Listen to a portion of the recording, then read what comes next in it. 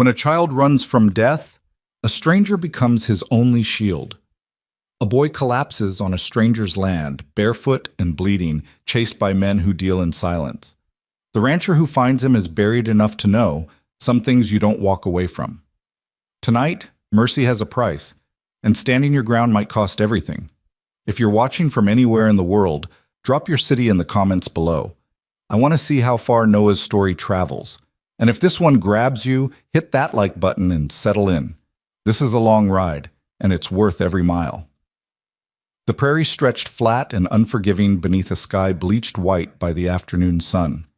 Silas Boone stood at the fence line of his ranch, one boot propped on the lowest rail, his gaze fixed on the horizon where earth met emptiness. The wind carried dust and the faint scent of sage, nothing more. It was the kind of stillness that made a man think too much, about the wife he'd buried 3 years back, about the silence that had settled into his bones like frost, about whether a life this quiet was living at all. Then he saw the boy.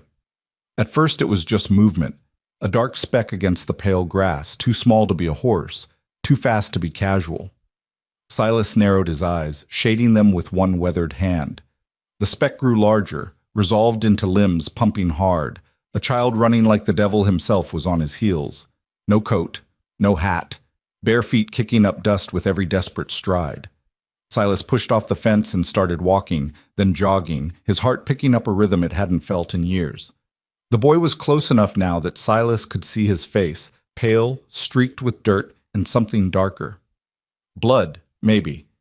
The child's mouth hung open, gasping, his eyes wide and unseeing, fixed only on forward.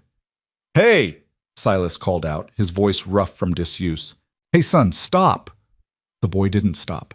He didn't even seem to hear. He ran straight toward the barn, legs buckling with exhaustion, arms windmilling to keep balance. 10 feet from Silas, he stumbled. 5 feet, and his knees gave out entirely. He hit the ground hard, skidding in the dirt, and didn't get back up. Silas dropped to a crouch beside him, hands hovering, unsure where to touch without causing more harm. The boy was small, 7, maybe 8, his shirt torn at the shoulder, his bare feet scraped raw and bleeding. His chest heaved with shallow, panicked breaths, and his eyes stared up at Silas without recognition, like he was looking through him at something else entirely.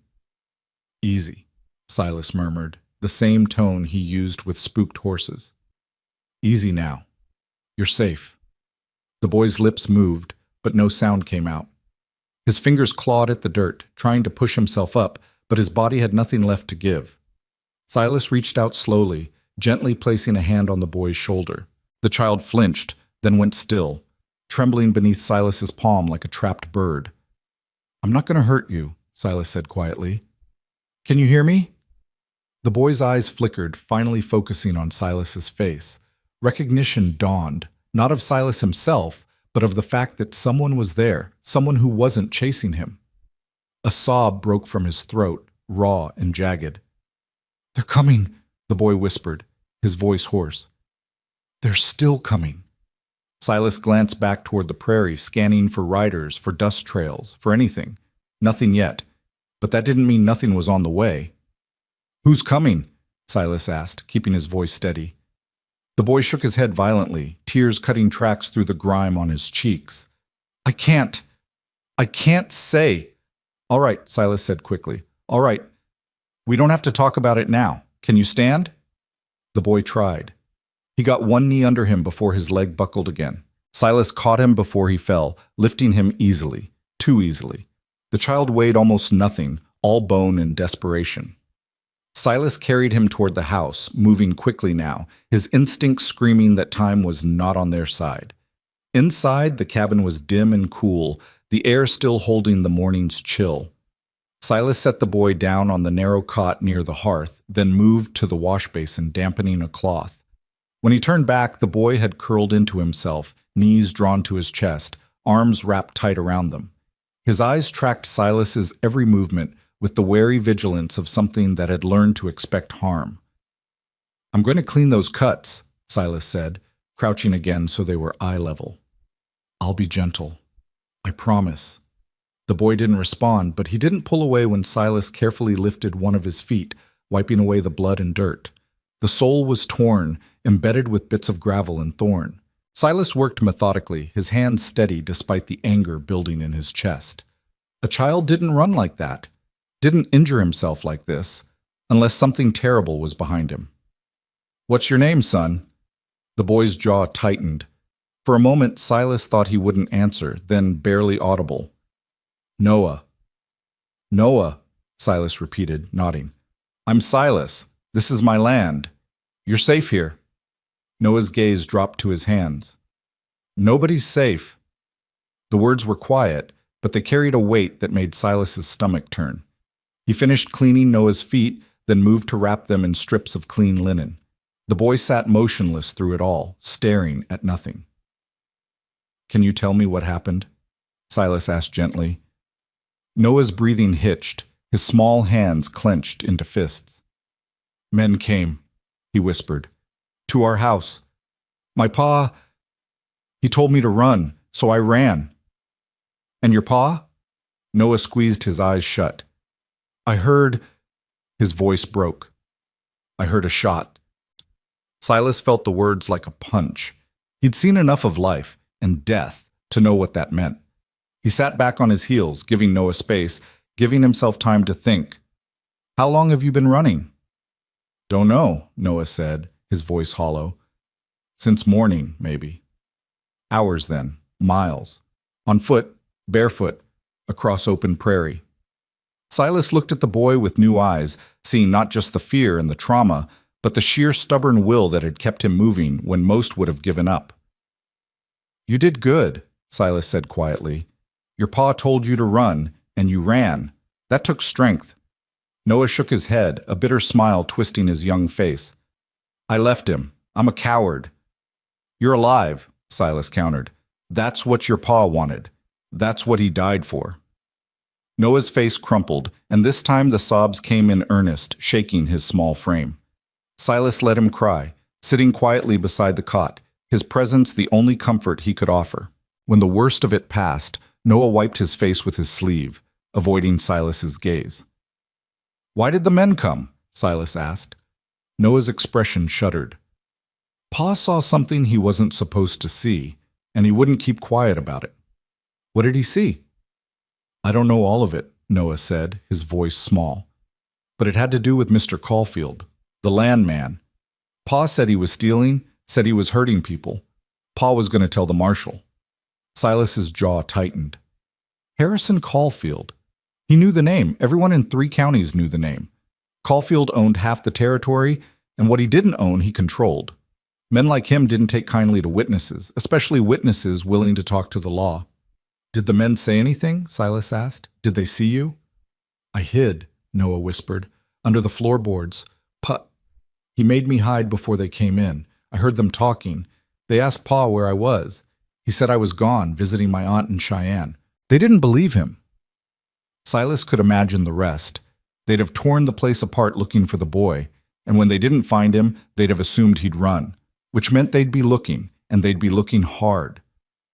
"You did the right thing," Silas said firmly. "Staying hidden, running when you could. Your pa was a smart man." Noah looked up at him, his eyes red-rimmed and exhausted. "Are they going to find me?" Silas met his gaze without flinching. "I won't let them take you." "You don't know them," Noah said, his voice breaking. "You don't know what they'll do." "No," Silas agreed. "But I know what I'll do, and I'm not a man who breaks his word." Noah studied him for a long moment, searching for something, reassurance maybe, or proof that Silas meant what he said. Whatever he found, it was enough. He nodded once, a small tentative gesture, and lay back on the cot, his eyes already drifting closed. Silas stood, moving quietly to the window. He pulled back the edge of the curtain, scanning the landscape. Still nothing. But that wouldn't last. If Caulfield's men were hunting the boy, they'd follow his trail eventually, and that trail led straight here. He let the curtain fall and turned back to Noah, who had finally succumbed to exhaustion, his small body curled tight on the cot. Silas watched him for a moment, something unfamiliar stirring in his chest, something that felt like purpose. He hadn't asked for this, hadn't asked for a terrified child to collapse on his land, bringing danger and trouble with him. But life rarely asked permission before it upended everything. Silas had learned that the hard way. He'd learned that sometimes the only choice that mattered was the one you made when everything was on the line. He crossed to the mantel where his rifle hung in its rack. He lifted it down, checked the load, then set it within easy reach. Then he pulled out his revolver, ensuring it was clean and ready. If Caulfield's men came, and they would, they'd find more than an empty house and a frightened child. They'd find a man who knew what he was protecting. The sun was sinking toward the horizon when Silas heard the horses. He'd been sitting on the porch, rifle across his knees, watching the prairie turn gold in the fading light. Noah was still asleep inside, his exhausted body finally claiming the rest it needed. Silas didn't wake him. The boy had been through enough for one day. 3 riders appeared, moving at an easy pace, confident and unhurried. They wore long coats despite the heat, the kind of coats that hid guns and intentions. Silas stood slowly, keeping the rifle low but visible, and stepped to the edge of the porch. The riders stopped 20 feet from the house. The one in front was older, with a graying beard and eyes that held too much experience and too little conscience. He smiled, tipping his hat. "Evening," he called out, his voice friendly, almost warm. "Didn't mean to startle you." "You didn't," Silas said evenly. "What can I do for you?" "We're looking for a boy," the man said, still smiling. "Small kid, maybe 7 or 8. Ran off from his home this morning. Family's worried sick. Thought he might have come this way." Silas kept his expression neutral. "Haven't seen any boys?" The man's smile didn't waver, but something cold flickered in his eyes. "You sure about that? Kid's been through a lot. Scared, probably hurt. If he's here, we just want to take him home safe." "I'm sure," Silas said. The man exchanged a glance with his companions, then looked back at Silas. "Mind if we take a look around, just to be certain?" "I do mind," Silas said quietly. "This is my land, and I don't take kindly to strangers poking around without invitation." The man's smile finally faded. "We're not strangers, friend. We work for Mr. Caulfield. You know Mr. Caulfield, don't you?" "I know of him." "Then you know it's in your best interest to cooperate." Silas shifted his grip on the rifle, just enough to be noticed. "I know it's in my best interest to protect what's mine, and that includes deciding who sets foot on my property." The tension thickened, palpable in the cooling air. The 2 men flanking the speaker rested their hands on their sidearms, watching Silas with predatory patience. The older man leaned forward in his saddle, his voice dropping its veneer of friendliness. "You're making a mistake." "Maybe," Silas said, "but it's mine to make." For a long moment, no one moved. Then the older man straightened, his jaw tight. "Mr. Caulfield doesn't forget," he said, "and he doesn't forgive." "I'll keep that in mind." The man pulled his horse around sharply, motioning for the others to follow. They rode off without another word, disappearing into the gathering dusk.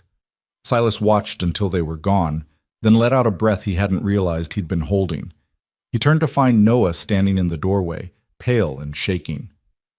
"They're going to come back," Noah whispered. Silas nodded slowly.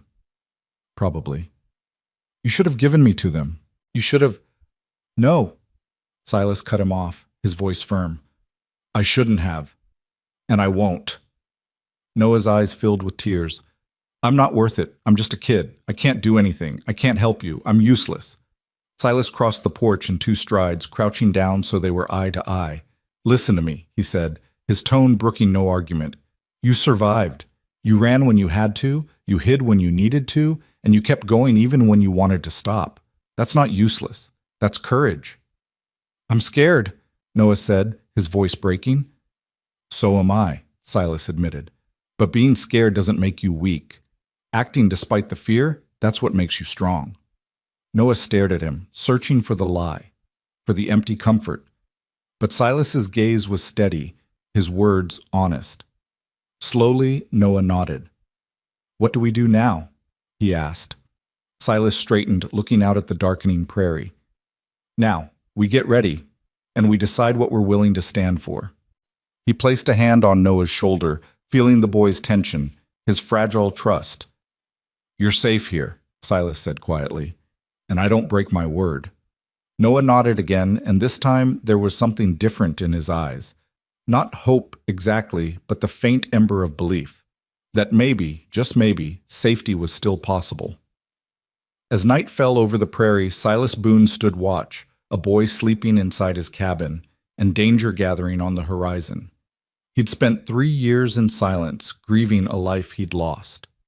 Now, for the first time since his wife's death, he felt something stir inside him, a purpose beyond survival, a reason to stand firm. He didn't know if he'd live through what was coming, but he knew one thing with absolute certainty: he wouldn't run. And neither would the boy under his protection. Whatever came next, they'd face it together. The hours after the riders left passed in tense silence. Silas moved through the cabin with practiced efficiency, checking windows, securing the barn, making sure his horses were fed and watered in case they needed to move quickly. Noah watched from the cot, his eyes following every movement, cataloging every preparation like he was memorizing the steps for survival. When full darkness settled over the prairie, Silas lit a single lamp and set it on the table between them. The warm glow pushed back the shadows, but couldn't quite banish the weight pressing down on the small cabin. He'd made coffee, strong and bitter, and poured himself a cup. Noah sat with his knees drawn up again, his bandaged feet tucked beneath him. "You should eat something," Silas said, pulling out bread and dried meat from his stores. Noah shook his head. "Not hungry." "Your body needs fuel whether you feel hungry or not." Silas set the food in front of him anyway, then settled into the chair across the table. "You don't have to tell me everything, but I need to know what we're facing. What exactly did your pa see?" Noah's fingers picked at the edge of his torn shirt. For a long moment, Silas thought he wouldn't answer. Then, quietly, the words came. "There's a creek that runs through our land. Ran through it, I guess. 3 weeks ago, Pa was checking the water levels. Drought's been bad this year. He saw men upstream, Caulfield's men, dumping something into the water, barrels of something dark and thick. Pa watched them for a while, staying hidden. When they left, he went to look. Found dead fish floating downstream. Found our neighbor's cattle dead near the bank." Silas's jaw tightened. Poison. Pa didn't know what it was exactly, but yeah, he figured Caulfield was dumping whatever he didn't want to pay to dispose of proper. Chemicals, maybe, from his mining operations up north. Pa talked to other folks downstream. Turns out people were getting sick. Children, mostly. Mrs. Brennan's little girl died last month. They said it was fever, but Pa didn't believe it. The coffee turned bitter in Silas's mouth. This was bigger than he'd thought. Not just theft or intimidation, but calculated harm on a scale that touched entire communities. Caulfield wasn't just silencing a witness. He was protecting an empire built on other people's suffering. "Your pa went to the marshal?" Silas asked. "Tried to. Marshal's office is in Caulfield's pocket, so Pa was planning to ride to the territorial capital, talk to someone with real authority. He was leaving in 2 days. Noah's voice dropped. "They found out somehow. And they came. Who told them?" "I don't know. Maybe the marshal. Maybe someone else Pa talked to. Doesn't matter now." Silas studied the boy across from him. Small, traumatized, carrying knowledge that men would kill to keep buried. "It matters," he said firmly, "because that information is still important, and now you're the only one who knows it." Noah's eyes widened with fear. I can't tell anyone. They'll kill me." "They'll try," Silas corrected, "but we're not going to let that happen." "How?" The word came out almost desperate. "You saw them. There's 3 of them, probably more, and it's just you, just us." "Sometimes that's enough." Silas took a long drink of his coffee, his mind already working through possibilities. "We have options. We can ride for the capital ourselves, get your testimony to someone who can act on it, or we can find a way to get word to the federal marshals without leaving here. Either way, we're not staying quiet." "They'll know," Noah said. "They'll know I'm here. They'll come back." "Yes," Silas agreed. "They will, which is why we need to be ready." He stood and moved to a chest in the corner, pulling out an old rifle, not as fine as his own, but serviceable. He checked the action, ensured it was unloaded, then brought it back to the table. "You ever shoot?" he asked Noah. The boy shook his head. "Time you learned then." Silas set the rifle down carefully. I'm not saying you'll need to use it, but I'm not saying you won't either. Out here, knowing how to protect yourself isn't optional. Noah stared at the weapon like it might bite him. I'm too small. I can't even lift that. You're stronger than you think. Fear makes people believe they're smaller than they are. Silas pushed the rifle closer. Just hold it. Get used to the weight. Hesitantly, Noah reached out and wrapped his hands around the stock. He lifted it an inch off the table before his arms trembled and he set it back down. See? He said bitterly. Useless. Try again. What's the point? The point, Silas said, his voice hard enough to make Noah look up, is that you don't give up the first time something's difficult. You think your pa gave up when times got hard?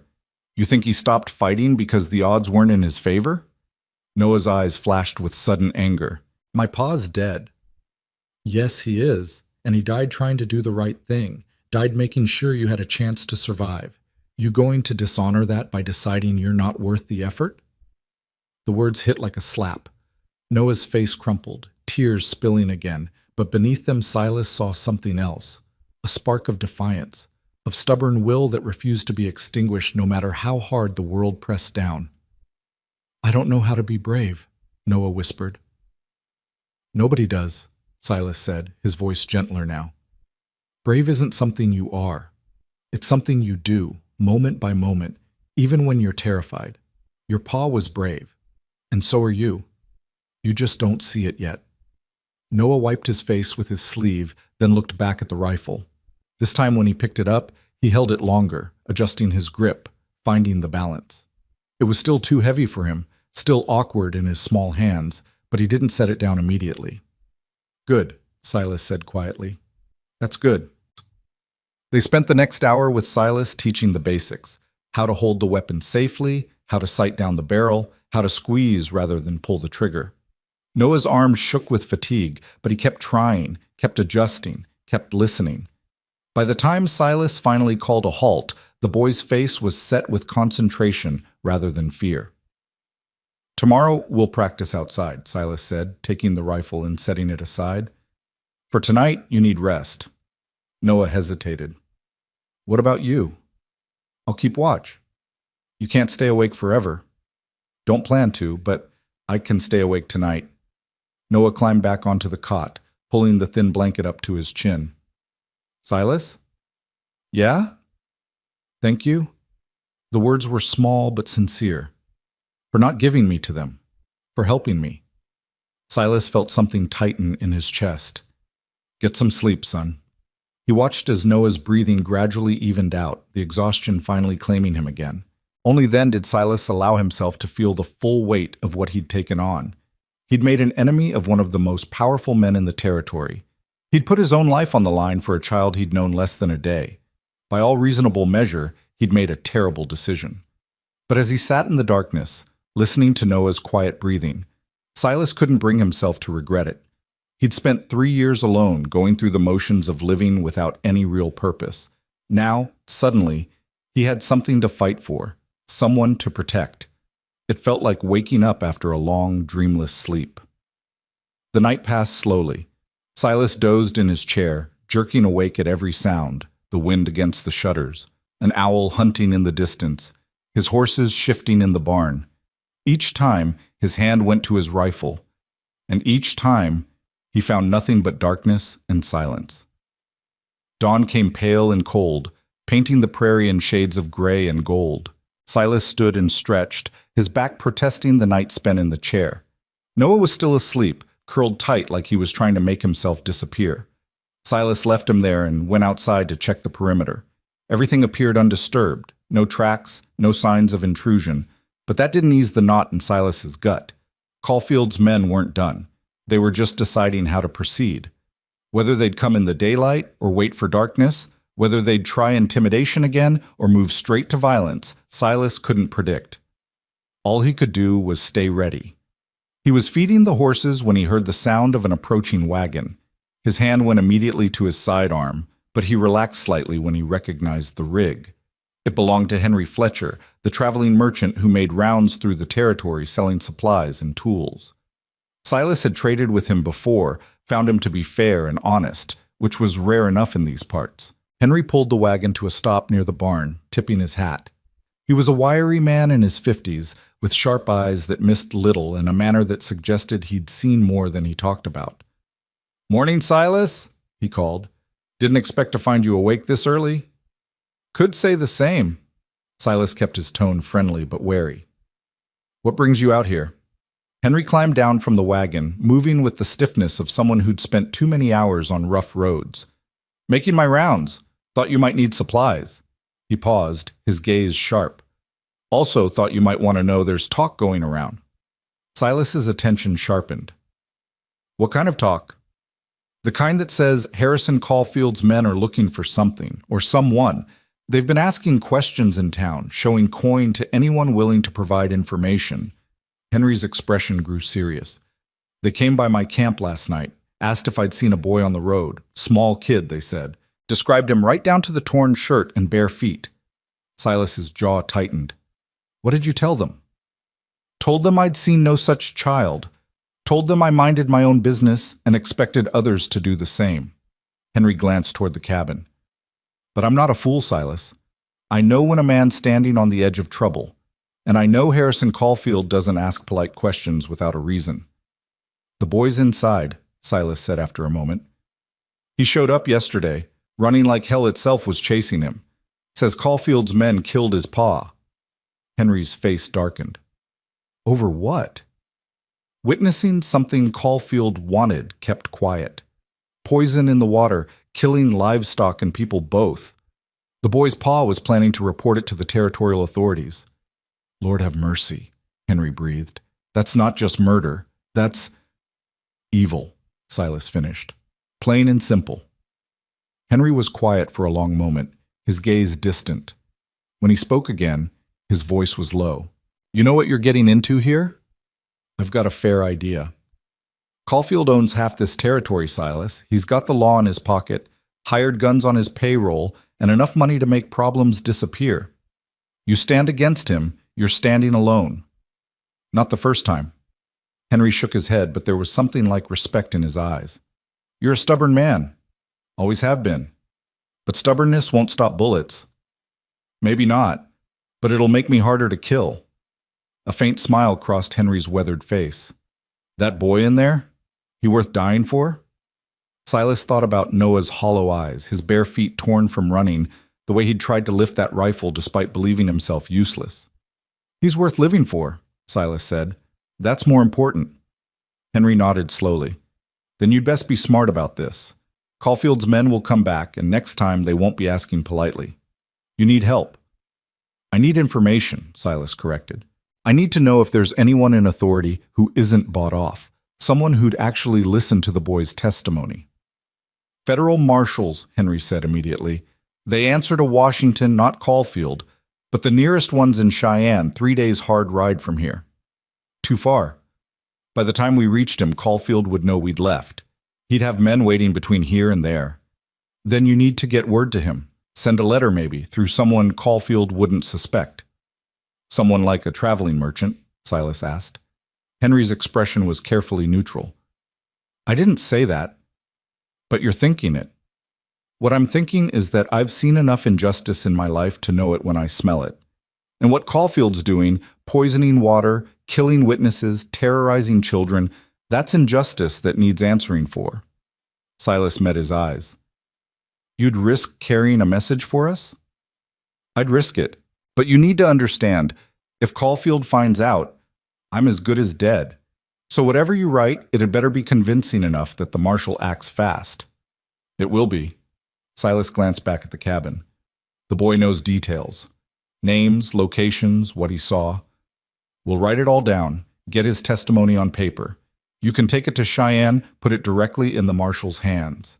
And if Caulfield's men come before the marshal can get here, then we hold them off as long as we can." Henry studied him for a long moment. "You've got more faith in your shooting than I've got in mine." "I've got faith in doing the right thing," Silas said. "The rest sorts itself out. Or it gets you killed. That's a possibility I've made peace with." Henry sighed, then nodded. "All right, get the boy's testimony written. I'll head to Cheyenne today, should arrive by nightfall tomorrow if I push the horses. But Silas, You watch yourself. Caulfield's not a patient man, and his people aren't the type to give warnings twice. I know.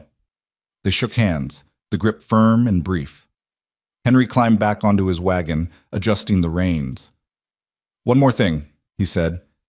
You might want to consider moving the boy. Keeping him here makes you a stationary target. Moving him makes us vulnerable on the road. At least here I know the ground, know the approaches. Your call, but think about it. Henry tipped his hat again. I'll be back through in a week, assuming we're all still breathing. Looking forward to it, Silas said dryly. He watched the wagon roll away, dust rising in its wake.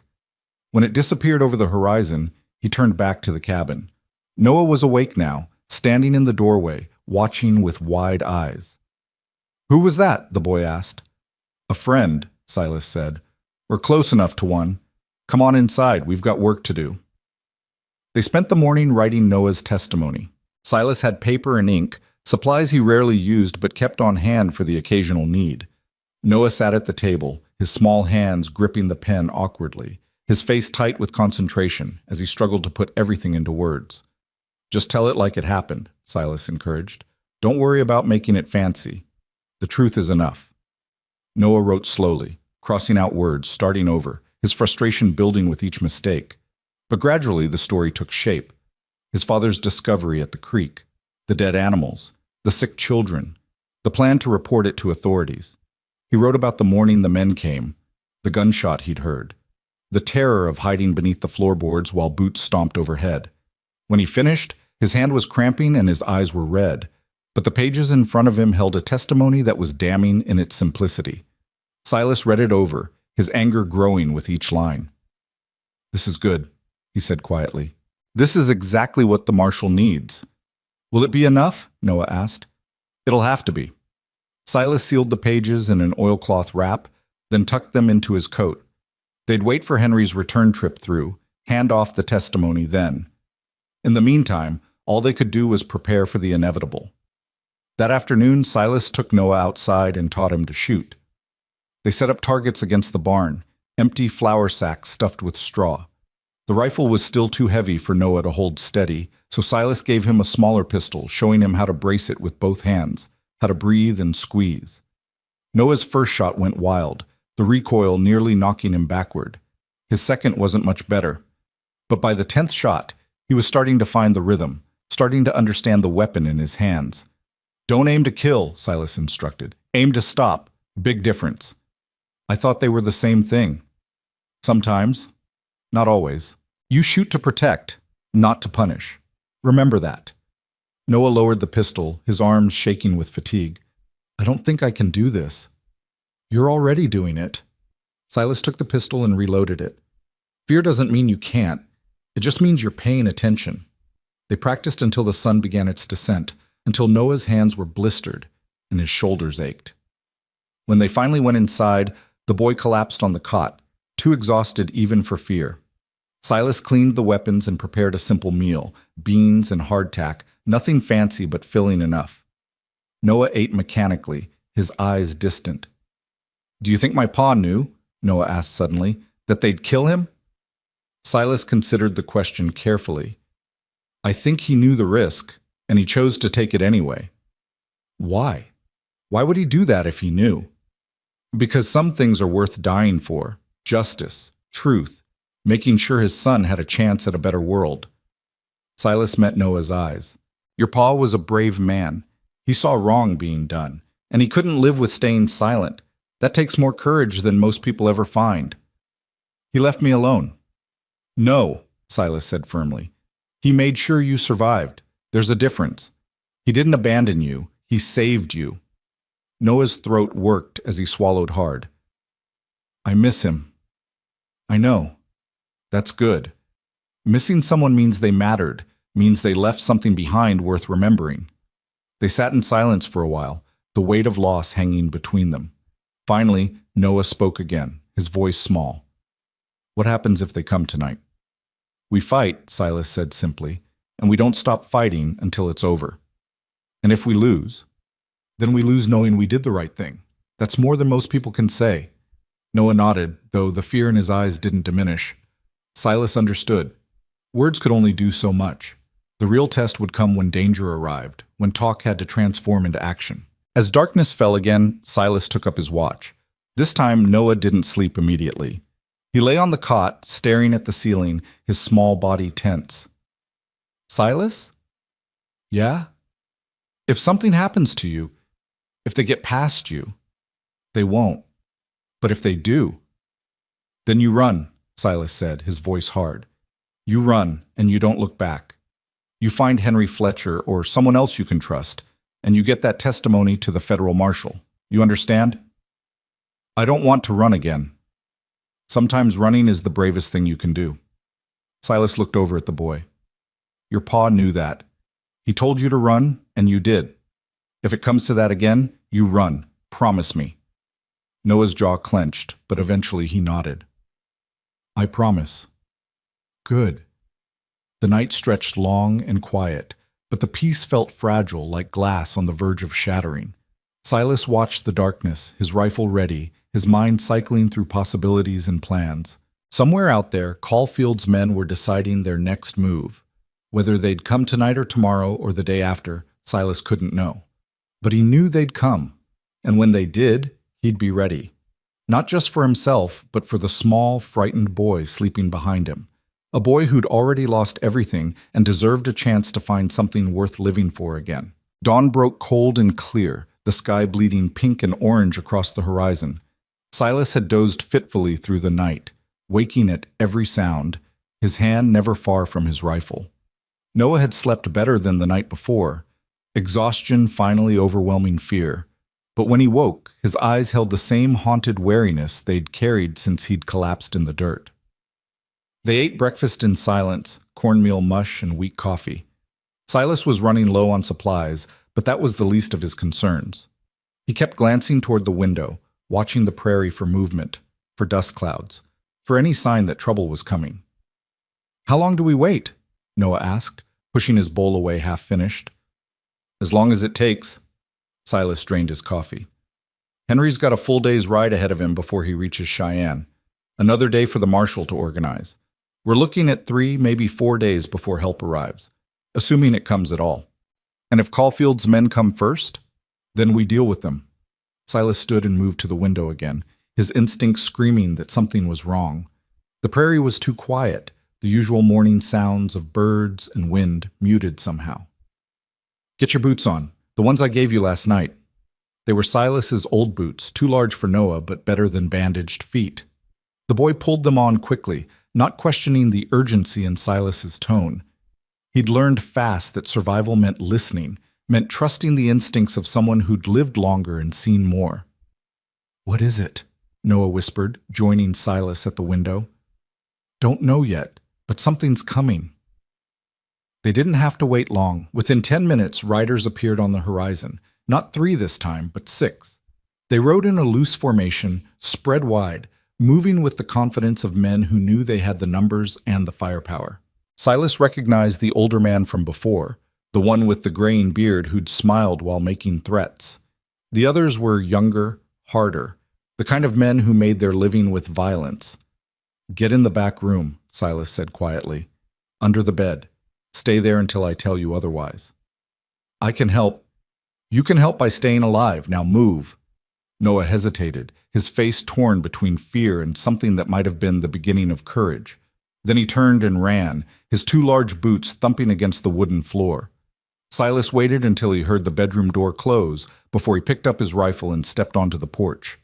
The rider stopped 30 feet from the house, forming a semicircle that blocked any easy escape route. The older man dismounted slowly, making a show of keeping his hands visible, his expression almost friendly. Morning, he called. Seems we got off on the wrong foot the other day. Thought we might try again. Nothing's changed, Silas said, his voice flat. Still my land. Still don't take kindly to uninvited visitors. Now that's where you're wrong. The man took a few steps closer, his smile never wavering. Everything's changed. See, we know the boy's here, we know you're hiding him, and we know that makes you an accomplice to theft and murder. Silas's grip on the rifle tightened. That's a lie, and you know it. Do I? The man spread his hands. Boy's father killed a man 3 weeks ago. dispute over water rights. There were witnesses. The father ran, took the boy with him. Now the father's dead, killed resisting arrest, I'm told, and the boy's a material witness. We're here to bring him in so justice can be served. The lie was smooth, practiced, delivered with just enough detail to sound plausible. Silas felt a cold fury building in his gut. If that were true, you'd have a warrant. You'd have the law with you. We are the law, one of the younger men said, his hand resting casually on his sidearm. No, Silas said. You're hired guns working for a man who poisons children. There's a difference. The older man's smile finally faded. You're making this harder than it needs to be. Hand over the boy and we'll ride out. You'll never see us again. And if I don't? Then we'll take him anyway, and you'll be buried alongside him.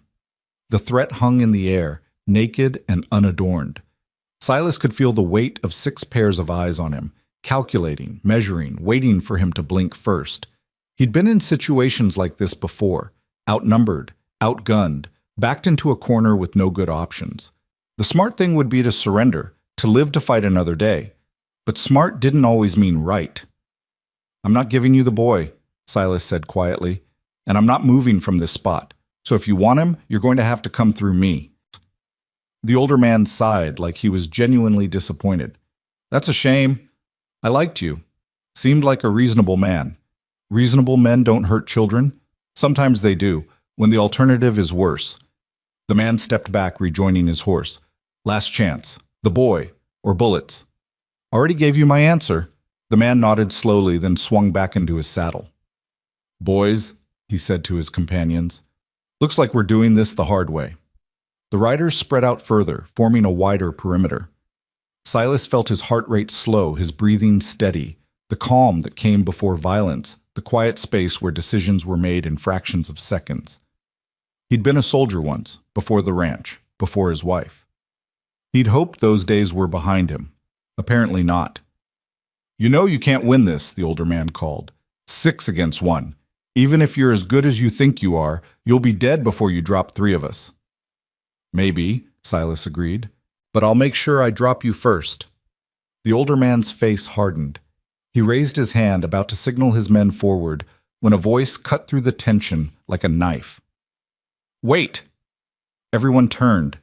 Noah stood in the doorway, pale but steady, the old pistol Silas had given him held in both hands.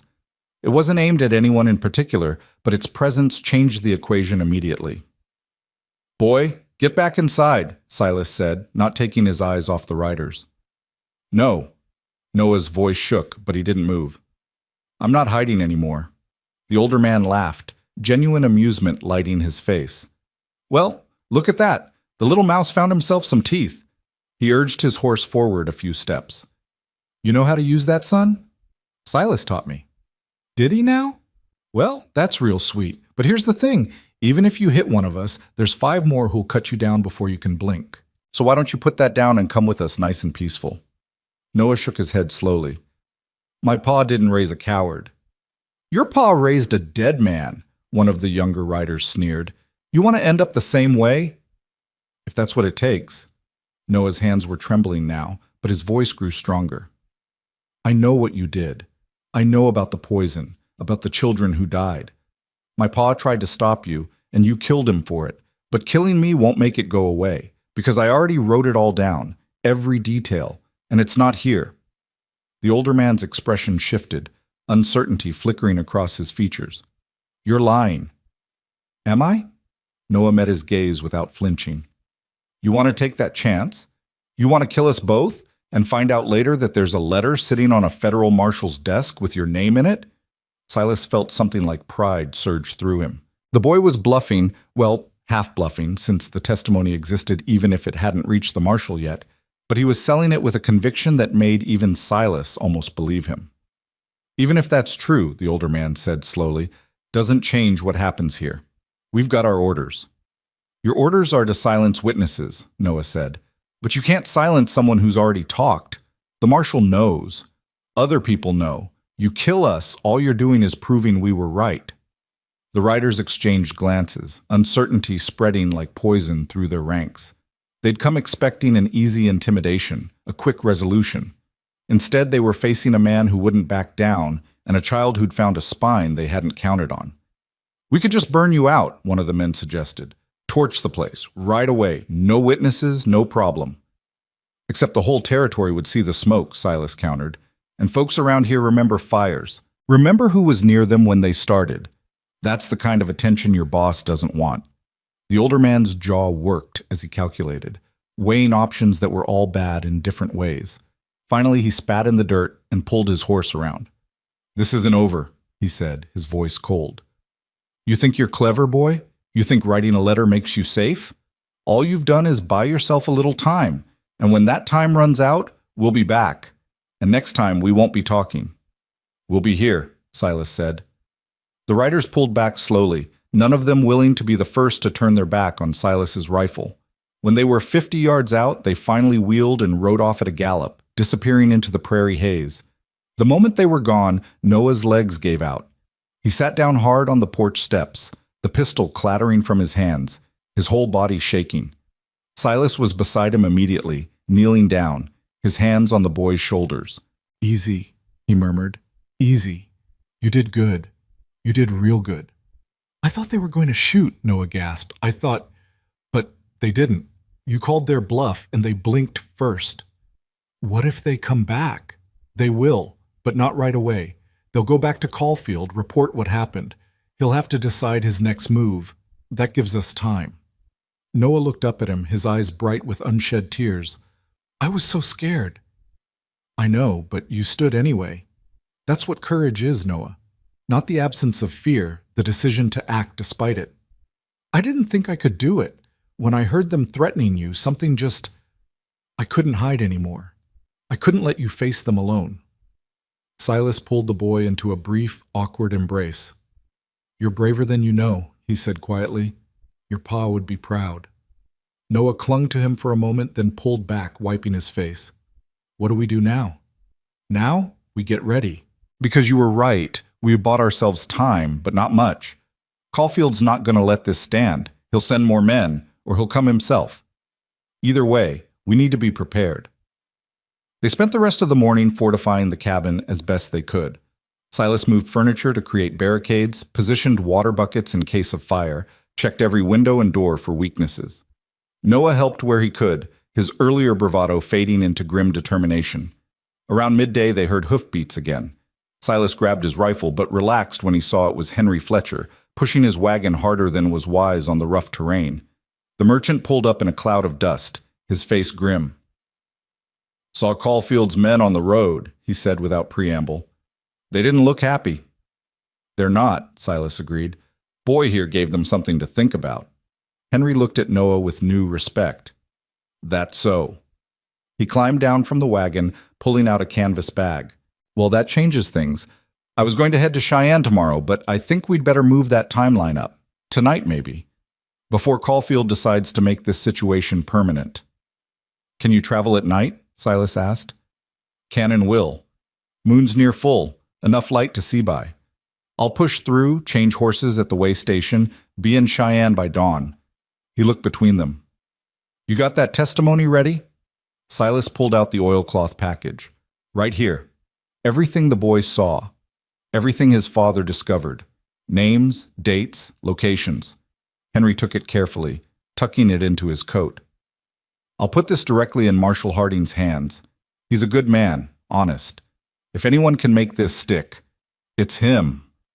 "How long before he can get here?" Noah asked. 2 days, maybe 3. Depends on how fast he can organize a response. But he'll come. I'll make sure of that." "And in the meantime," Silas said, "in the meantime, you keep that boy alive."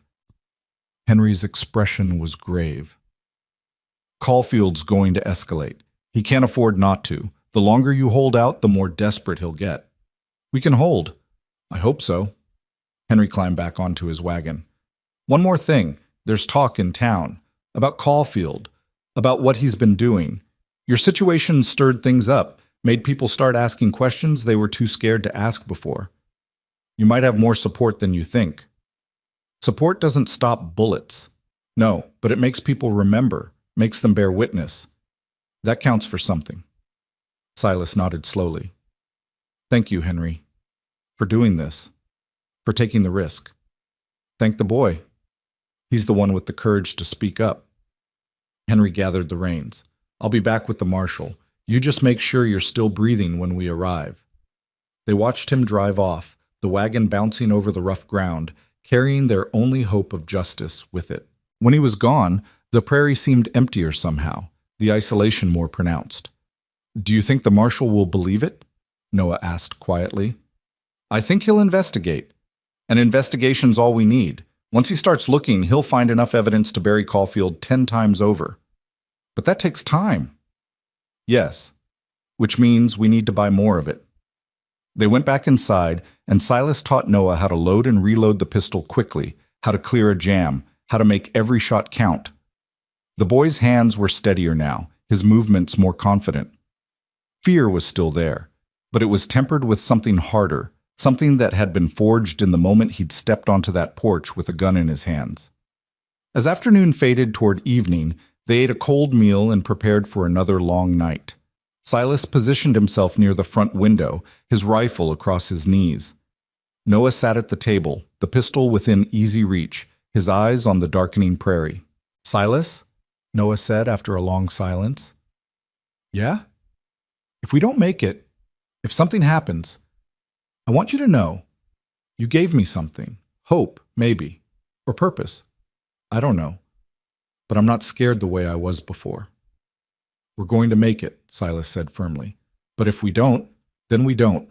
But we'll go down fighting, and that's more than most people can say. Silas looked over at the boy. Your pa raised you right, Noah. He taught you what matters, and you're proving him right with every choice you make. Noah nodded, blinking hard. They settled into watchful silence as darkness claimed the land. The attack came at dusk, when the light was failing and shadows stretched long across the prairie. Silas saw them coming this time, not 6 riders, but a dozen, maybe more, spreading out in a wide arc that surrounded the cabin on 3 sides. They moved with military precision, these men, coordinated and disciplined. Caulfield had stopped playing games. Noah, Silas said quietly, not taking his eyes off the approaching riders. Remember what I taught you. Stay low, stay calm, and only shoot if you have a clear target. I remember. Good.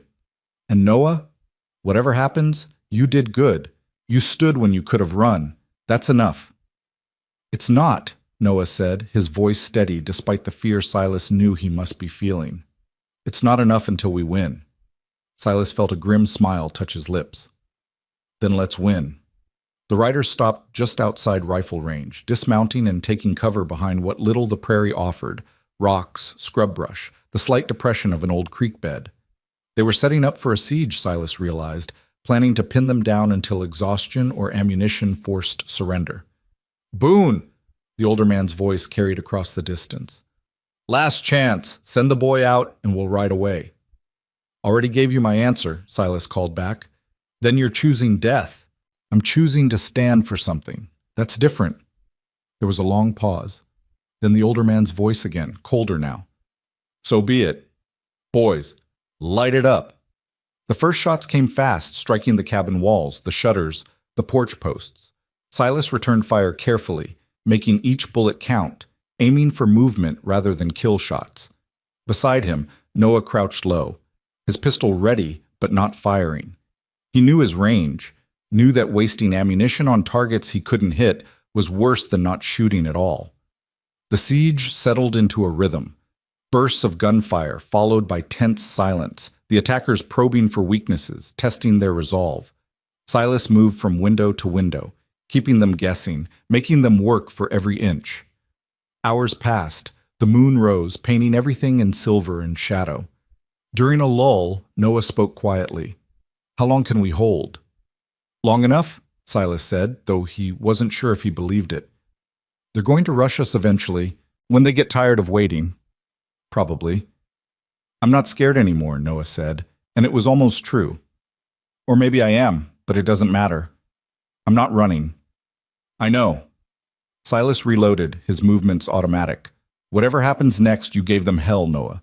You stood your ground. Your pa is watching somewhere, and he's proud. You think so? I know so. A whistle cut through the night. A signal. Silas tensed, recognizing the sound of an organized assault beginning. The riders emerged from cover simultaneously, rushing the cabin from three directions, their guns blazing. Silas fired rapidly, dropping one man, winging another. But there were too many, moving too fast. They reached the porch, bodies slamming against the door. Wood splintered, the hinges groaned. "Noah, get down!" The door burst inward. Men poured through, silhouettes against the moonlight. Silas swung his rifle like a club, connecting hard with the first man's jaw. The second man tackled him, driving him backward. They crashed to the floor, grappling, and Silas felt his rifle torn from his hands. Through the chaos, he saw Noah stand, saw the boy raise that too large pistol with both hands, his small face set with determination that should never have belonged to a child. Saw him aim not at the men, but at the oil lamp on the table. "Don't!" Silas shouted, understanding too late what Noah intended. The pistol fired. The lamp exploded. Oil sprayed across the wooden floor, igniting instantly, flames leaping up and spreading fast. The men recoiled, shouting, confusion breaking their assault. In that moment of chaos, Noah moved. He didn't run toward the back room, didn't try to hide. Instead, he stepped forward, into the firelight, placing himself between the flames and Silas. The pistol was still in his hands, but he held it differently now. Not threatening, but present. A small figure silhouetted against the growing inferno, refusing to be invisible any longer. "You want me?" Noah's voice cut through the shouting, clear and strong. "Here I am. But you'll have to go through him first. And if you do, if you kill us both, that testimony is still out there. The marshal already has it. Killing us won't save Caulfield. It'll just prove everything we said was true." The men froze, caught between the fire spreading behind them and the boy standing defiant before them. In that suspended moment, Silas saw them truly. Not hardened killers, but hired hands who'd signed up for easy money, not martyrdom. They were seeing the cost of their choices reflected in a child's eyes, and it shook them. The older man pushed forward, his face twisted with rage and something that might have been desperation. "You think you're brave?" he snarled at Noah. "You're just a dead boy who doesn't know it yet." "Maybe," Noah said quietly, "but at least I'll die knowing I fought for something real." "What are you dying for, a rich man's lies?" The question hung in the air, heavy with implications. Around them the fire was spreading, smoke beginning to fill the cabin. Time was running out. Then, faint but growing stronger, came the sound of hoofbeats, many hoofbeats, thundering closer. The older man's head snapped toward the sound, his face draining of color. "What the hell?" "That'll be the marshal," Silas said, pulling himself to his feet, blood running from a cut above his eye. "Seems Henry Fletcher rode faster than we thought." The fire was consuming the cabin now, flames licking up the walls, smoke thick and choking. Caulfield's men were caught in a trap of their own making: stay and face federal justice, or run and admit their guilt. The decision took less than 3 seconds. "Out!" the older man barked. "Everyone out! Now!" They scrambled for the door, pushing past each other in their panic, their weapons forgotten in their rush to escape.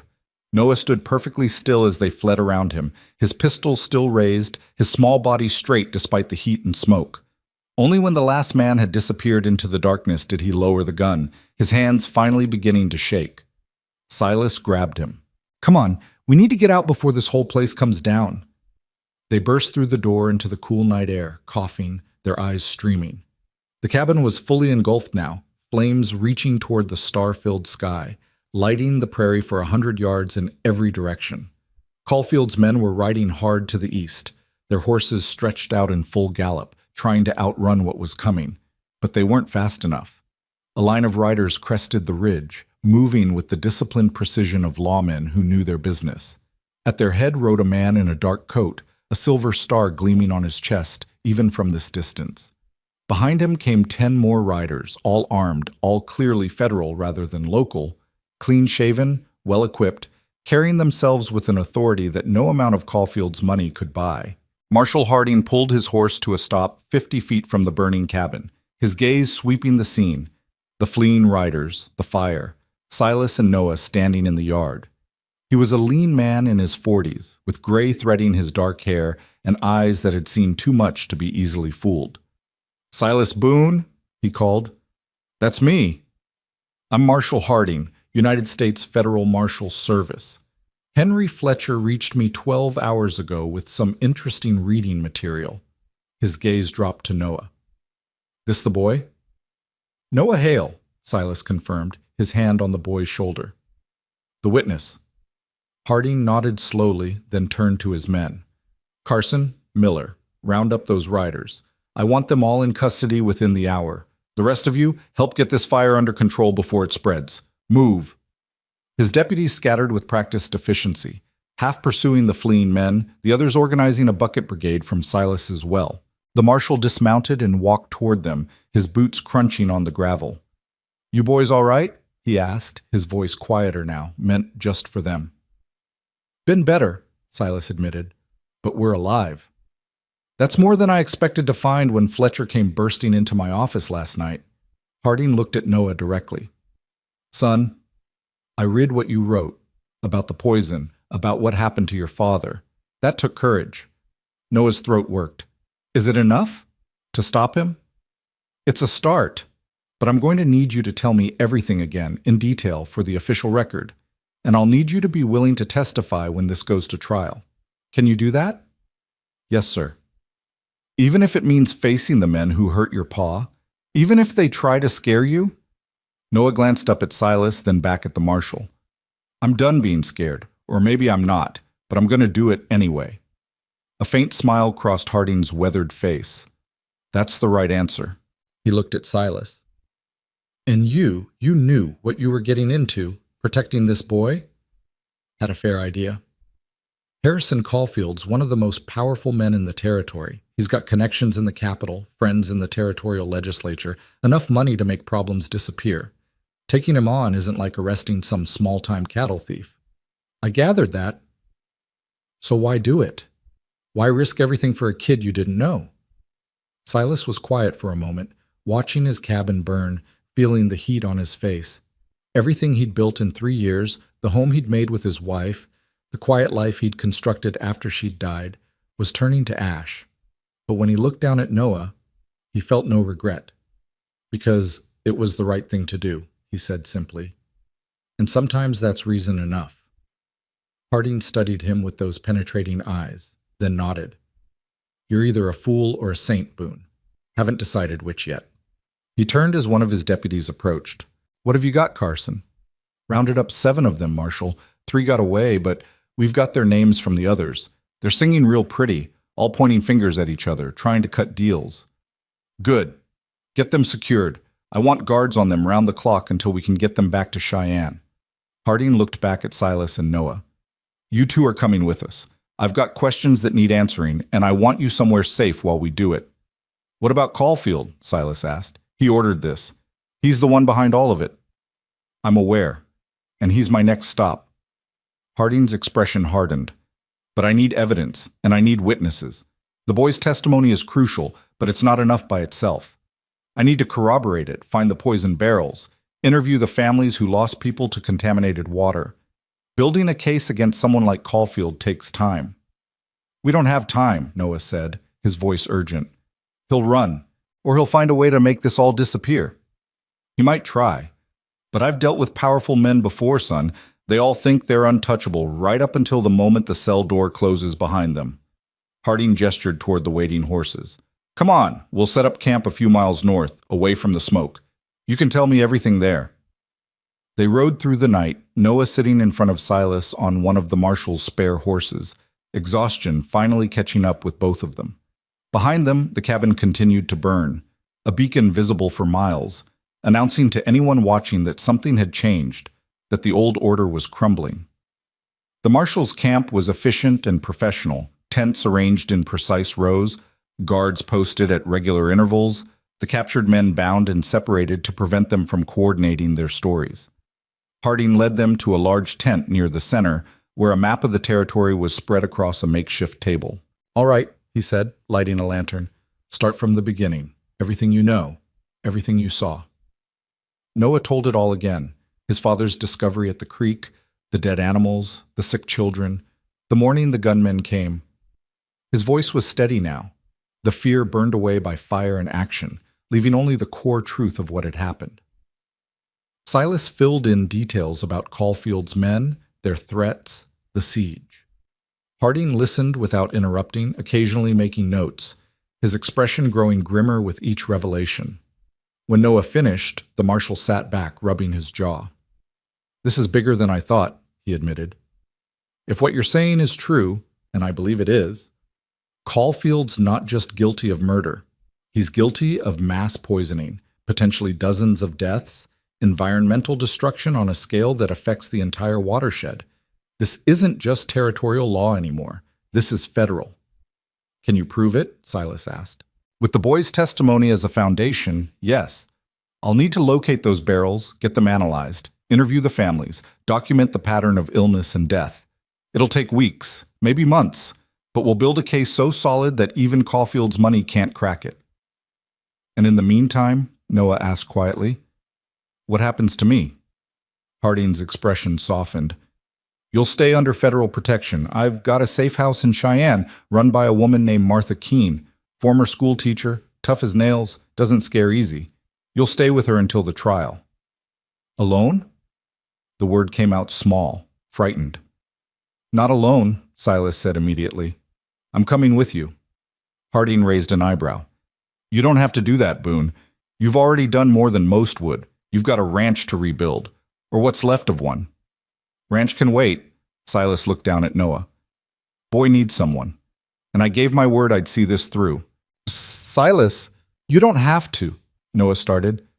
"Yes, I do. Your pa trusted you to me when he told you to run. That trust doesn't end just because a federal marshal showed up. It ends when you're safe, when justice is done, when you've got a future ahead of you that isn't shadowed by fear." Noah's eyes filled with tears, but he blinked them back. "Thank you." "Nothing to thank me for. It's what your pa would want." Harding watched this exchange with an expression that might have been approval. "All right then. You're both under federal protection as material witnesses. We'll head for Cheyenne at first light." He stood, moving toward the tent flap. "Get some rest. You've earned it." But sleep didn't come easily. Silas lay on a borrowed bedroll, listening to Noah's breathing gradually slow and deepen beside him, and thought about everything that had led to this moment. 3 years ago, he'd buried his wife and retreated into silence, convinced that the best he could hope for was to endure until his own time came. Now he was responsible for a child, embroiled in a legal battle against one of the territory's most powerful men, and his home was ashes. By any reasonable measure, his life had gotten infinitely more complicated and dangerous. But lying there in the darkness, listening to Noah sleep, Silas felt something he hadn't felt in 3 years. Purpose. Not just existing, but living. Not just surviving, but standing for something that mattered. Dawn came gray and cold, bringing with it the reality of what lay ahead. The captured men were loaded onto a wagon, still protesting their innocence, still insisting they'd just been following orders. Harding ignored their complaints, focusing instead on preparing for the ride to Cheyenne. Before they left, one of the deputies approached Harding with news. "Marshal, we found something you need to see." About 3 miles north near the creek the boy mentioned. They rode out together, Harding, Silas, 2 deputies, and Noah, who insisted on coming despite Silas's attempt to convince him to stay behind. What they found made even the marshal's hardened expression darken with rage. 6 barrels, partially buried in a ravine near the creek bank, their contents seeping slowly into the soil and water. The smell was acrid, chemical, burning the back of the throat even from a distance. Around them the ground was dead, no grass, no insects, nothing alive within 20 feet of the barrels. "That's it," Noah said quietly. "That's what I saw them dumping." Harding dismounted carefully, approaching the barrels with a handkerchief pressed to his face. He examined the markings on the side, the way they'd been arranged, the evidence of deliberate concealment. When he returned to the horses, his expression was granite. "This is enough," he said. "Huh." Combined with the boy's testimony, the medical records from the families who got sick, the pattern of deaths downstream, this is enough to hang Caulfield 10 times over. "So we've won?" Noah asked, hope lighting his face. "We've got evidence. That's not the same as winning. Not yet." Harding swung back into his saddle. "But it's a start. Carson, get a detail out here to secure this site. I want round-the-clock guards, and I want samples taken by someone who knows what they're doing. Nobody touches those barrels except federal agents. Understood? Yes, sir. They rode back to camp, where preparations were underway for the journey to Cheyenne. As they broke down the tents and loaded the wagons, Silas noticed Noah watching everything with wide eyes, like he was trying to memorize each moment. You all right? Silas asked quietly. I keep thinking about Pa, Noah admitted. How he'd feel, knowing we found the proof. Knowing his death mattered. It mattered the moment he decided to stand up. The proof just makes sure other people recognize it. Do you think he knew that he was going to die? Silas considered the question carefully. I think he knew the risk. And I think he decided you were worth it, that the truth was worth it. That's not the same as wanting to die. It's being willing to if that's the cost of doing right. I miss him, Noah said, his voice breaking slightly. I know, and you'll keep missing him, but that's good, Noah. Missing him means he's still with you in the ways that matter. They were interrupted by Harding's call to mount up. The journey to Cheyenne took 2 days, traveling at a pace that balanced caution with urgency. The marshal kept scouts ahead and behind, watching for any sign that Caulfield might try to intercept them. But the land remained empty, the only movement the occasional antelope or hawk. On the second night, camped under stars so bright they seemed close enough to touch, Noah finally asked the question that had been building in him. What happens after the trial? After Caulfield's been convicted? Silas and Harding exchanged glances. It was the marshal who answered. That depends. You've got family somewhere? An aunt in Cheyenne? I think the testimony mentioned? Noah shook his head. Pa made that up to protect me. There's nobody. It was just him and me. Then the court will appoint a guardian, someone to take care of you until you're old enough to make your own way. A stranger, Noah said flatly. Not necessarily. Silas spoke before he could think better of it, the words coming from someplace deeper than conscious decision. Could be me, if you wanted. Noah stared at him, disbelief and hope warring in his expression. You'd do that? Take me in? Even after everything? Especially after everything. You've proven what you're made of, Noah. And truth is, I could use the company. Ranch is going to need rebuilding. Be easier with 2 sets of hands. But I'm just a kid. I don't know anything about ranching, you know about standing your ground, about doing what's right even when it's hard. Rest of it's just details. Silas met the boy's eyes. I'm not asking you to replace your pa. Nobody could do that. But if you need a place, need someone to stand by you while you figure out who you're going to become, I'm offering. Tears streamed down Noah's face now, unchecked. Yes, he whispered. Yes, I want that. Harding cleared his throat, his own eyes suspiciously bright. Well, that's settled then. Once the trial's over, I'll recommend to the court that Boone be appointed as legal guardian. Given everything you two have been through together, I don't imagine they'll object. But the trial still had to happen first, and as they rode into Cheyenne the next day, the territorial capital spreading before them, Silas felt the weight of what still lay ahead. Caulfield would fight. He'd use every resource at his disposal, call in every favor, pressure every official he had influence over. The battle might be won, but the war was far from over. Martha Keene's safe house was a sturdy 2-story building on the edge of town, surrounded by a fence and watched by 2 of Harding's deputies at all times. Martha herself was exactly as advertised, a woman in her 60s with steel-gray hair and eyes that could probably stop a charging bull at 50 paces. So you're the boy, she said, looking Noah up and down. The one who brought Harrison Caulfield to his knees. I didn't, Noah started. Don't be modest. You stood up when grown men cowered. You spoke truth when silence would have been safer. That's courage, son. Real courage. She turned to Silas. And you're the fool who protected him. Guilty as charged, Silas said mildly. Good. I like fools. They're the only ones with enough sense to do what's right. She stepped aside. Come in, both of you. You look half dead. Food, bath, clean clothes, in that order. The next weeks passed in a blur of depositions and interviews. Harding was building his case methodically, documenting everything, leaving no room for doubt. Noah testified multiple times, each session leaving him exhausted but more confident. He was learning that his voice mattered, that speaking truth had power. Silas stayed close, attending every session, standing as silent support. In the evenings, they'd return to Martha's house, where she'd feed them massive meals and tell stories about her years as a teacher, about students who'd gone on to do remarkable things, about the power of education and hope. "You'll go to school," she told Noah one night. "Once this is settled, proper school, not just whatever your pa could teach you."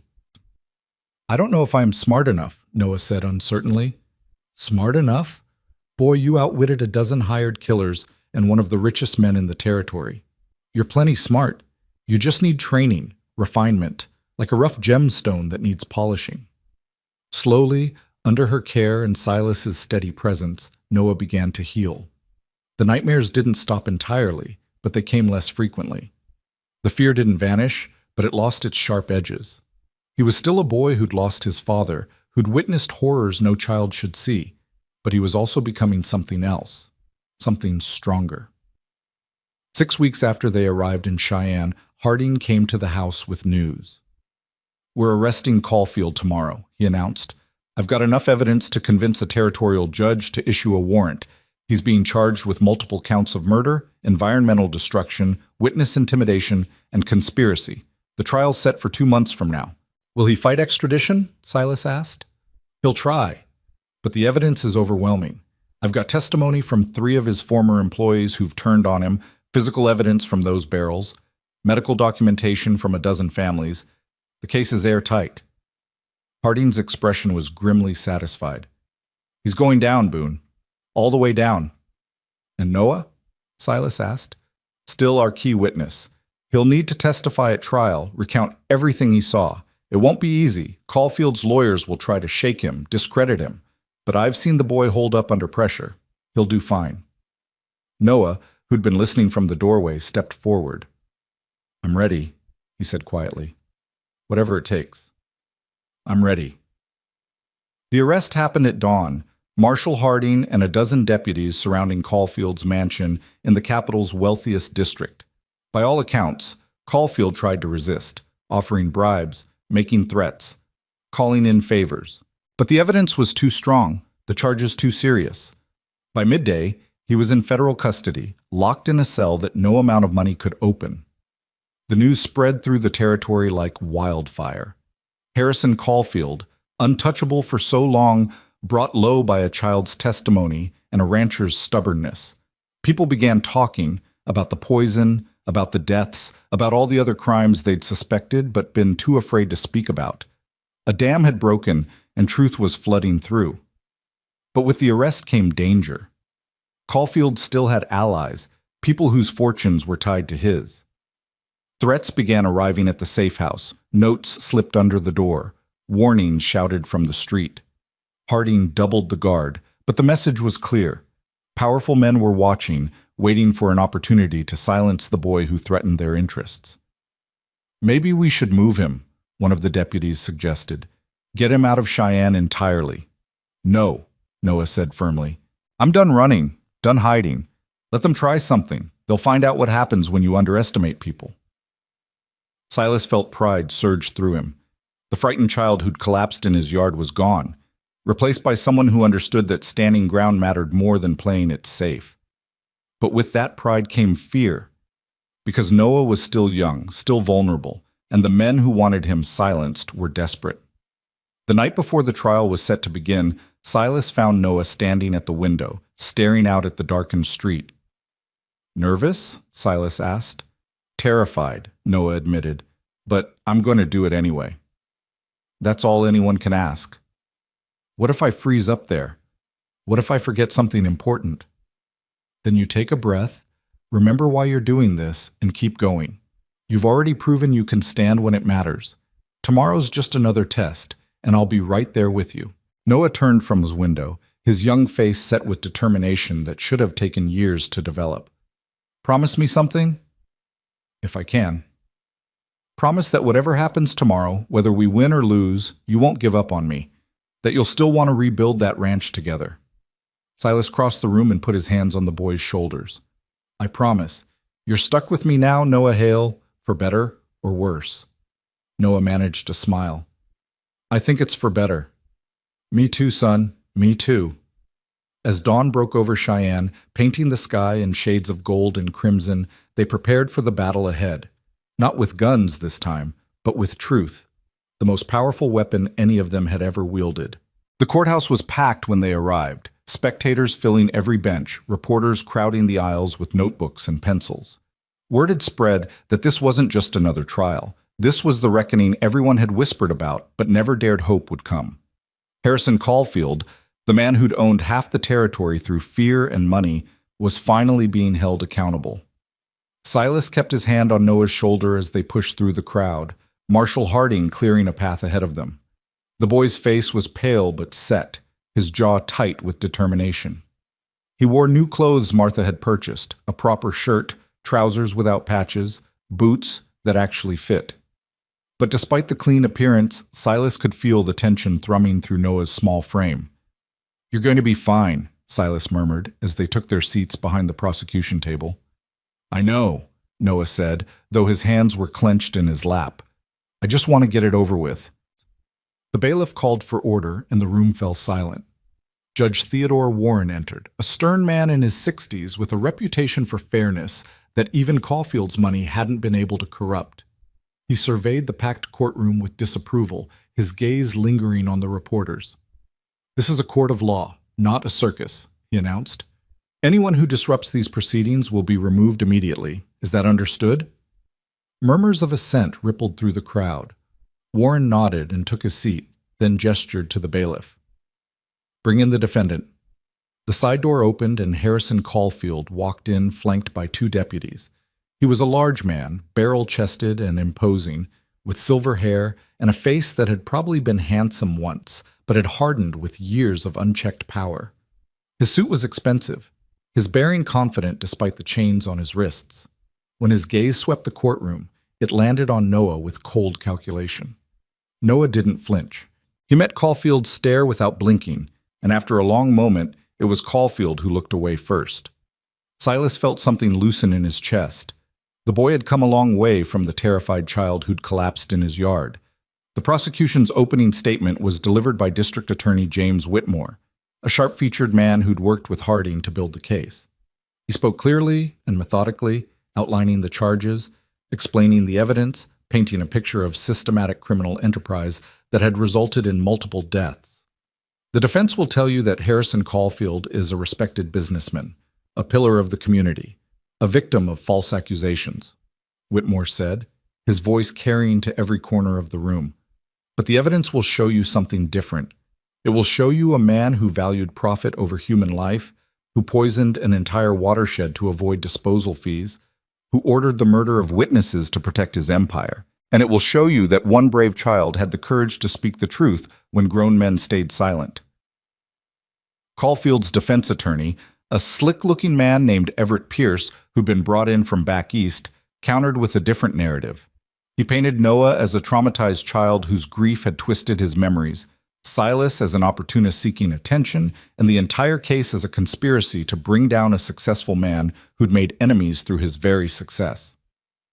My client is not on trial for being wealthy, Pierce said smoothly.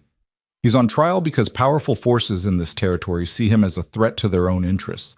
The prosecution will present you with circumstantial evidence and the confused recollections of a grieving child. But they cannot prove beyond reasonable doubt that Harrison Caulfield ordered any crime, because no such order was ever given. The first day was mostly procedural, jury selection, preliminary motions, establishing the timeline.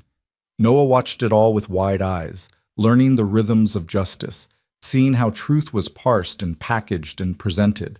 When court adjourned for the day, he looked exhausted. How'd I do? He asked Silas as they left through a side entrance, avoiding the reporters. You haven't testified yet, Silas pointed out. I know, but just sitting there, having him look at me, was I brave enough? You were there. You didn't run, didn't hide your face. That's brave enough for day one. Back at Martha's house, they ate a quiet dinner. Martha didn't press for details, just served food and let them process in silence. Afterward, Silas helped Noah prepare for the next day's testimony, going over the story again, making sure the details were clear in his mind. "They're going to try to confuse you," Silas warned. "Make you doubt yourself, twist your words. That's their job. But you just stick to the truth. Tell it exactly as it happened. What if I forget something? Then you say you don't remember. Truth includes admitting what you don't know." Noah nodded, absorbing this. "Silas, what if we lose? What if the jury doesn't believe me? Then we deal with it. But we won't lose, Noah. I've seen that jury. They're honest people. Give them the truth, and they'll recognize it." The second day of trial brought Noah to the witness stand. The courtroom was even more packed than before, word having spread that the key witness would testify. Silas watched as Noah took the oath, his hand steady on the Bible, his voice clear as he swore to tell the truth. Whitmore approached gently, establishing Noah's background, his relationship with his father, the life they'd lived before everything changed. Then, slowly, he led Noah through the story: the discovery at the creek, the sick children, the morning the gunmen came. Noah's voice never wavered, ever. He spoke clearly, precisely, painting a picture that was both devastating and undeniable. When he described hiding under the floorboards, hearing the gunshot that killed his father, hearing the men searching for him, several jurors wiped their eyes. When he described his flight to Silas's ranch, the siege, standing on that porch with a gun he could barely lift, the courtroom was absolutely silent. "And you wrote down everything you'd witnessed?" Whitmore asked. "Yes, sir. Marshal Harding has the testimony. Every detail I could remember." "Why did you write it down, Noah? Why not just tell someone?" "Because I was afraid I wouldn't live long enough to tell it in person. I wanted the truth to survive, even if I didn't." The answer hung in the air, simple and profound. Whitmore let it sit for a moment before thanking Noah and returning to his seat. Then it was Pierce's turn. He stood slowly, adjusting his cuffs, his expression sympathetic as he approached the witness stand. "Noah, I'm very sorry for what happened to your father," he began. "That must have been terrifying." "It was," Noah said carefully, sensing the trap. "And when something that traumatic happens, sometimes our memories can play tricks on us. Our minds try to make sense of chaos, and sometimes they fill in details that might not be entirely accurate. Do you understand what I'm saying?" "I understand you're suggesting I'm lying," Noah said, his voice steady. "But I'm not. I know what I saw." Pierce's expression tightened slightly. "You were hiding under floorboards during the confrontation, correct?" "Yes." "So you didn't actually see the men who came to your house?" "I saw them through the cracks in the boards, and I heard them clearly." "You heard them, but from under the floor, with your father talking, with your own fear, could you really make out every word?" "I heard enough." "Enough to be certain, or enough to make assumptions?" Noah's hands gripped the edge of the witness box. Silas could see the frustration building in the boy, the anger at having his truth questioned. He willed Noah to stay calm, to remember what they'd practiced. "I heard them ask my father where I was," Noah said slowly. "I heard him lie to protect me. I heard one of them say, 'The boss don't like loose ends.' I heard my father tell them he wouldn't be silenced, and then I heard the shot. But you never heard anyone mention Harrison Caulfield by name. My father said his name earlier that week when he was explaining why we had to be careful. But not during the actual confrontation? No. But the men who came to Silas's ranch, they worked for Caulfield. They said so." "They said they worked for him, or you assumed they did?" "They said it. One of them, the older one with the beard, he said, 'We work for Mr. Caulfield,' when he was trying to intimidate Silas." Pierce paused, consulting his notes. "This older man, did you get his name?" "No, but Marshal Harding arrested him. You can ask him yourself." A ripple of laughter went through the courtroom. Judge Warren banged his gavel for order, but Silas saw the hint of a smile on his face. Pierce tried for another hour, probing for inconsistencies, suggesting Noah had embellished or misremembered. But Noah held firm, never wavering, answering each question with the same steady honesty. By the time Pierce finally dismissed him, the lawyer looked frustrated and the jury looked convinced. As Noah stepped down, he caught Silas's eye. The pride in that look said everything words couldn't. The next days brought a parade of witnesses. Families testified about children who'd gotten sick drinking creek water, about livestock that had died. Medical experts confirmed that the symptoms matched chemical poisoning. Environmental specialists testified about the barrels, their contents, the deliberate nature of their placement. 3 of Caulfield's former employees, granted immunity in exchange for testimony, described the dumping operation, the orders they'd received, the money they'd been paid to keep quiet. With each witness, the noose tightened. Caulfield's expression grew darker, his whispered conversations with Pierce more urgent. But Pierce had no effective counter.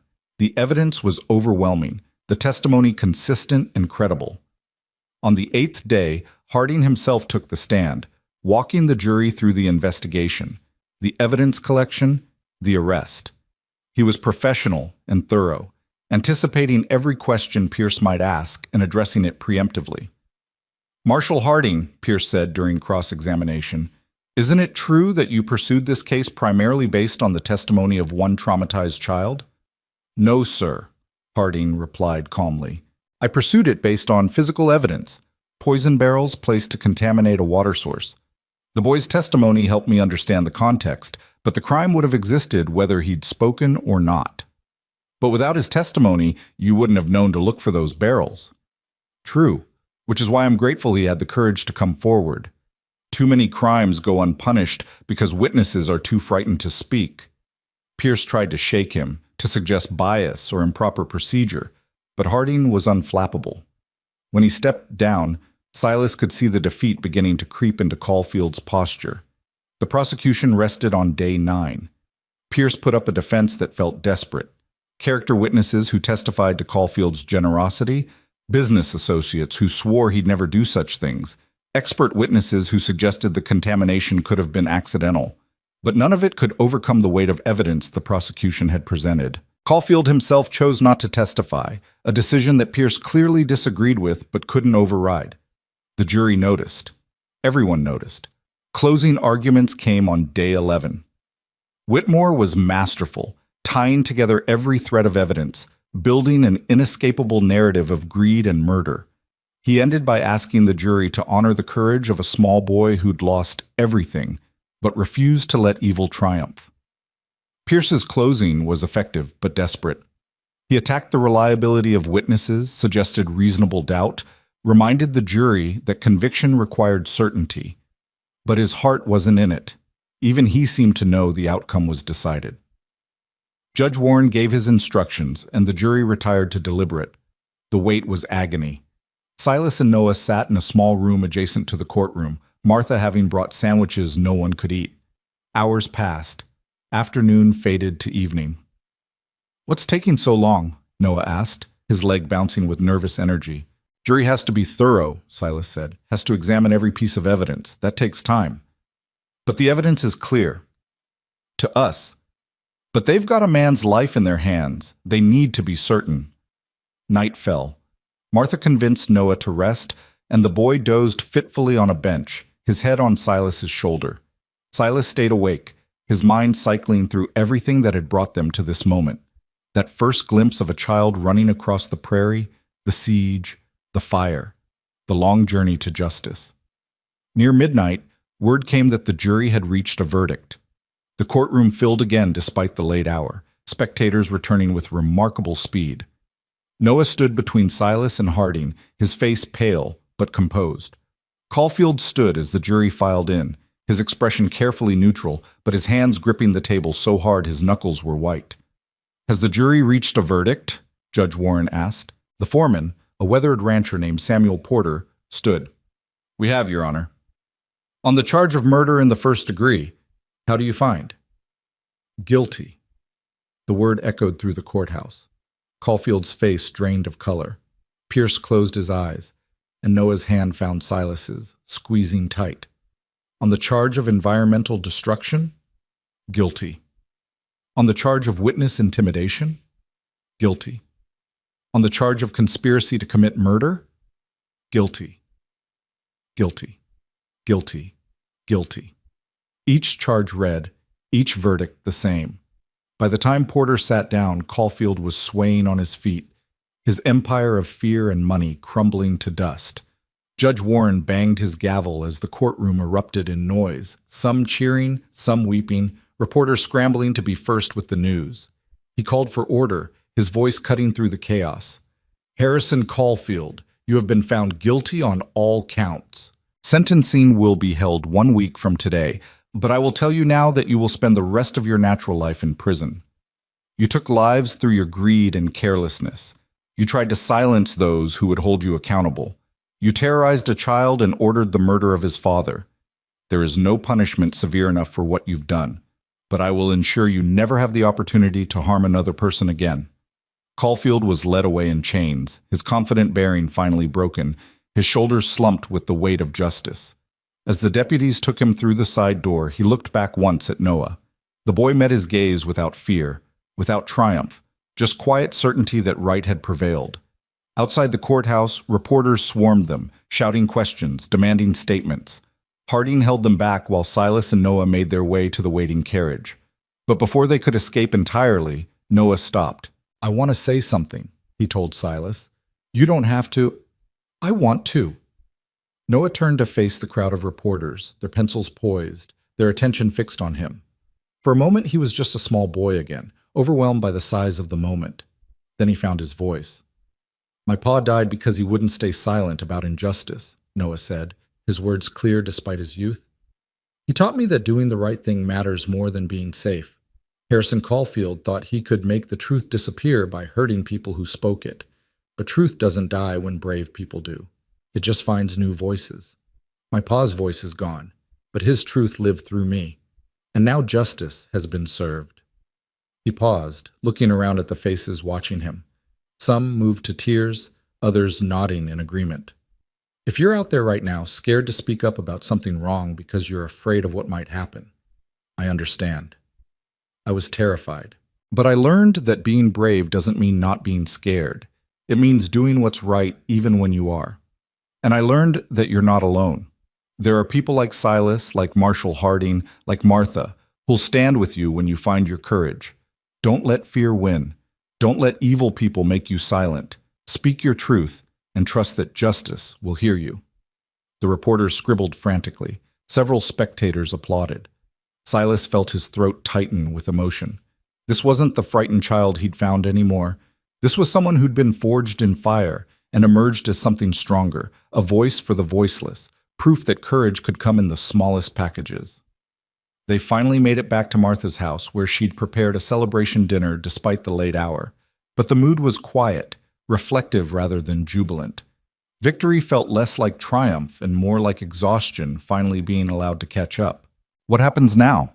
Noah asked as they sat around Martha's kitchen table, picking at food none of them were really hungry for. Now we go home, Silas said.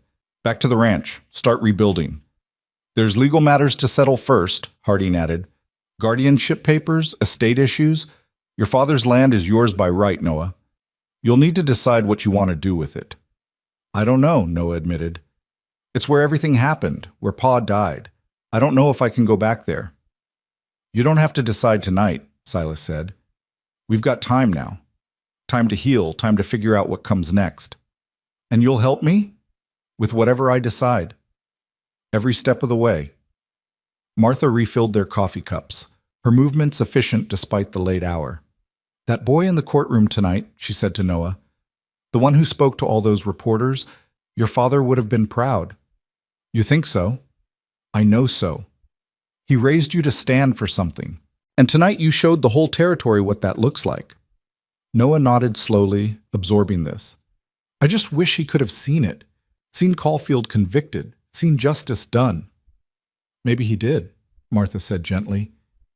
I'm not a particularly religious woman, but I believe that when we do good in the world, when we honor the sacrifices of those who came before us, they know somehow. Your father's sacrifice wasn't in vain, Noah. You made sure of that. The next week passed in a blur of paperwork and interviews. Judge Warren approved Silas's petition for guardianship without hesitation, citing the bond between them and Silas's demonstrated commitment to Noah's welfare. The territorial governor issued a formal commendation to both of them for their courage in bringing Caulfield to justice. The newspapers ran stories about the boy who toppled an empire, though Noah hated the attention and tried to avoid reading the articles. On the day of Caulfield's sentencing, they returned to the courthouse. The judge was brief and merciless, imposing consecutive life sentences that ensured Caulfield would die in prison. As the former power broker was led away for the last time, Noah felt something release in his chest. Not quite closure, but the beginning of it. 3 weeks after the trial ended, they finally made the journey back to Silas's ranch, or what was left of it. The cabin was gone, reduced to a blackened foundation and scattered debris. The barn had survived, though it needed repair. The land itself was unchanged, the same rolling prairie, the same endless sky. They stood looking at the ruins, neither speaking. Finally, Noah broke the silence. "We can rebuild it," he said quietly. "Make it better than before. It'll take time, hard work." "I'm not afraid of hard work. Pa taught me that." Silas put his hand on Noah's shoulder. "Then let's get started." They camped that first night in the barn, wrapped in borrowed blankets, listening to the prairie wind. In the morning, they rode into town for supplies, and word spread quickly that they were back. By afternoon, neighbors began arriving, people Silas barely knew, families who'd lost loved ones to Caulfield's poison, strangers who'd followed the trial in the newspapers. They came with tools and lumber, with food and offers of labor. "Figure you boys could use some help," said one grizzled rancher. "What you did, standing up to Caulfield, seeing it through, that took guts. Least we can do is help you rebuild." Over the next weeks, a new cabin rose from the ashes of the old. It was larger this time, with a second bedroom for Noah, a proper stone hearth, windows that actually fit their frames. The work was hard, the days long, but there was satisfaction in it, in building something with your own hands, in creating a home rather than just shelter. Noah threw himself into the work with surprising vigor. He was still small for his age, still scarred by what he'd endured, but he was determined to prove his worth. He learned to hammer nails straight, to mix mortar, to frame a wall. The neighbors taught him patiently, praising his efforts, treating him like the young man he was becoming rather than the traumatized child he'd been. In the evenings, after the workers had gone home and dinner had been eaten, Silas began teaching Noah to read and write properly. The boy had basic skills from his father, but there were gaps. Martha had insisted on proper education, and Silas took the responsibility seriously. "Why's this matter so much?" Noah asked one night, struggling over a passage in a history book Martha had sent. "Because the world's bigger than this ranch," Silas said. "Because your father died fighting for truth, and truth requires knowledge. Because you've got a voice now, Noah, and voices are more powerful when they're educated. You think I could do something important someday? Something that matters? You already have. But yeah, I think you could do more. Could be a lawyer, help people like your father get justice. Could be a writer, tell stories that need telling. Could be 100 things. But first you need learning." Noah bent back over his book, his brow furrowed with concentration. Watching him, Silas felt that same tightness in his chest he'd felt the night of the verdict. This boy had given him purpose, had dragged him back into life when he'd been content to merely exist. In saving Noah, Silas had somehow saved himself. By autumn, the new cabin was complete. It was simple but sturdy, built to last, with enough room for 2 and maybe more someday. They held a small celebration. Martha came up from Cheyenne, Harding stopped by on his way to a new assignment, and several of the neighbors who'd helped with the building brought food and music. As the sun set and the party wound down, Noah and Silas stood on the new porch, looking out over land that felt different somehow, not haunted by the past but open to the future. "You ever regret it?" Noah asked. "Taking me in, giving up the quiet life you had?" "Not once," Silas said honestly. "That quiet life was just waiting to die. This, you, gave me something to live for again." "I'm glad I collapsed in your yard that day," Noah said, a slight smile on his face. "Even if it led to all the craziness after." "Me too, son. Me too." Years passed. Noah grew taller, though never particularly large, his body filling out with the lean muscle of ranch work. The nightmares faded to occasional bad dreams. The fear of looking over his shoulder gradually loosened its grip. He went to school in town when he could, proving Martha right about his intelligence, devouring books with the same determination he'd once shown surviving. On his 14th birthday, they rode to visit his father's grave. Silas had arranged for a proper headstone, paid for with money from selling Noah's inherited land. The boy had decided he couldn't keep property where such pain had occurred. The stone was simple but dignified, bearing his father's name and dates and a single line Noah had chosen. He spoke truth when silence was safer. Noah stood before the grave for a long time, one hand resting on the sun-warmed stone.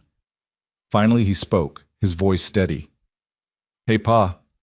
Been a while since I could visit. Been busy, learning things, growing up like you wanted. The man who hurt you, he's in prison now. Died there last month, actually. Marshal Harding sent word. I thought I'd feel something when I heard, but mostly I just felt tired, like a chapter finally closed." He paused, gathering his thoughts. "Silas has been good to me. Better than good. He's teaching me everything, ranching, reading, what it means to be a good man. I think you'd like him. I think you'd approve of how things turned out, even though it cost so much." Another pause. When Noah spoke again, his voice was thick with emotion. "I miss you every day. But I'm not that scared kid anymore. I'm becoming someone you'd be proud of, someone who stands up, who speaks truth, who doesn't back down from what's right. You taught me that. You died for that. And I promise I won't waste it." They rode home in comfortable silence, the afternoon sun painting the prairie gold. As the ranch came into view, solid and permanent against the endless sky, Noah felt something settle in his chest, not the absence of grief, but the presence of peace. That evening, as they sat on the porch watching stars emerge in the darkening sky, Noah finally asked the question that had been building in him. "Silas? Can I call you Pa?" Silas was quiet for a long moment. When he spoke, his voice was rough with emotion. "I'd be honored, but my father will always be my father," Noah said firmly. "Nothing changes that. But you're the one who's here, who chose me, who taught me that family isn't just blood. If I'm your son in everything but name, seems right to use the name too." Silas pulled the boy, no, the young man, into an embrace. "Then yes, you can call me Pa." They sat together as full darkness fell, two people who'd found each other in the worst of circumstances and built something lasting from the ashes. The prairie wind whispered around them, carrying away the last traces of fear and grief, leaving only the quiet certainty that they'd found home, not in a place, but in each other. Years later, when Noah was grown and had children of his own, he'd tell them the story, about the rancher who'd stood his ground when evil came calling, about the choice between running and standing, between fear and courage, about how the smallest voice in the room can change everything if it speaks truth loudly enough. And his children would ask, as children always do, if he was scared back then. And Noah would answer honestly, yes, terrified. But brave wasn't about not being afraid. Brave was standing anyway. Brave was trusting that doing right mattered more than being safe.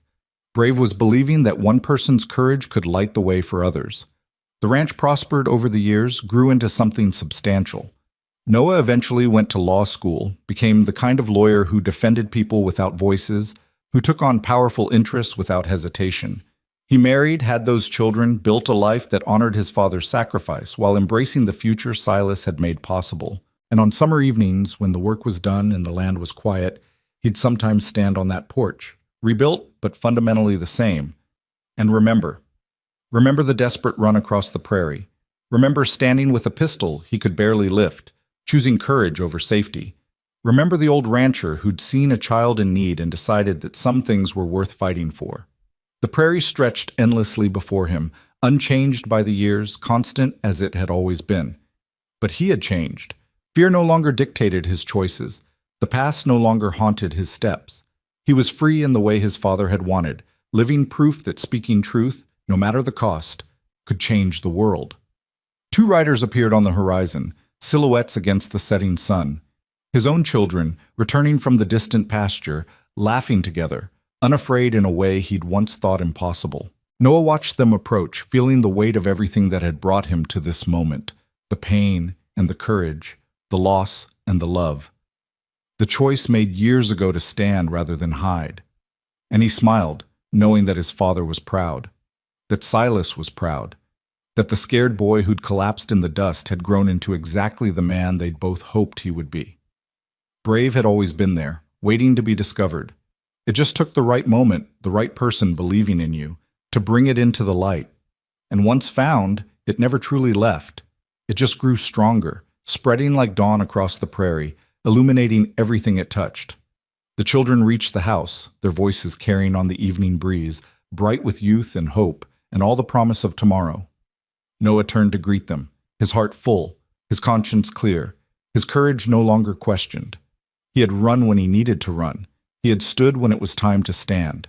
And in doing both, he had learned the greatest truth of all, that bravery wasn't something you were born with or without.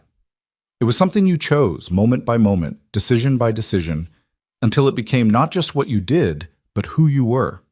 And that was enough. More than enough. It was everything.